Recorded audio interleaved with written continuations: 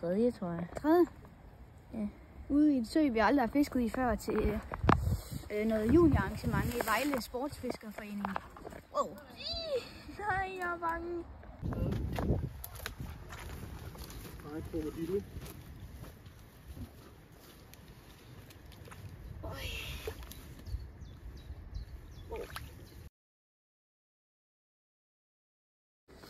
Ja, så har jeg lige fanget en lille gede på den her Bluefox spinner, som vi kender, hvis jeg har set min anden gedevideo.